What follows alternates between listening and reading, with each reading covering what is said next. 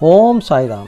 Shirdi Sai channel की ओर से प्रस्तुत साई संदेश पत्र के क्रम में द्वारका माई से साई संदेश में कहा गया है कि बाबा की भक्त परायणता।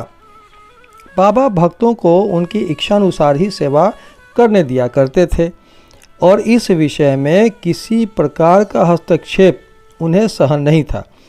एक अन्य अवसर पर मौसीबाई बाबा का पेट बलपूर्वक मसल रही थी, जिसे देखकर दर्शकगण व्यग्र होकर मौसीबाई से कहने लगे, माँ कृपा कर धीरे धीरे पेट दबाओ, इस प्रकार मसलने से तो बाबा की अंतड़ियाँ और नाड़ियाँ भी टूट जाएंगी। वे इतना कह भी नहीं पाए थे कि बाबा अपने आसन से तुरंत उठ बैठे और अंगारे के समान आंख लाल कर क्रोधित हो गए। साहस किसे था उन्हें रोकने का। उन्होंने दोनों हाथों से सटके का एक छोर पकड़ नाभि में लगाया और दूसरा छोर जमीन पर रखकर उसे पेट से धक्का देने लगे। सटका सोटा लगभग 2-3 फुट का था। अब ऐसा प्रतीत होने लगा कि वह पेट में छिद्र कर प्रवेश कर जाएगा।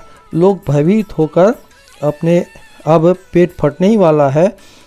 बाबा अपने स्थान पर दृढ़ हो उसके अत्यंत समीप होते जा रहे थे और प्रतिक्षण पेट फटने की आशंका हो रही थी। सभी किंग कर्तव्य विमूढ़ हो रहे थे। वे आश्चर्यचकित और भयभीत से हो खड़े थे, मानो गूंगों का समुदाय हो।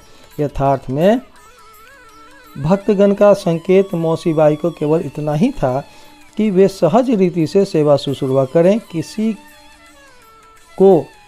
किसी की इच्छा बाबा को कष्ट पहुंचाने की नहीं थी।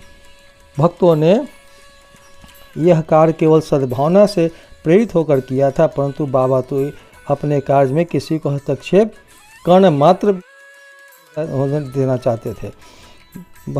इस घटना से भक्तों ने शिक्षा ग्रहण किया कि अब दूसरों के कार्य में कभी हस्तक्षेप नहीं करेंगे। ओम साई राम।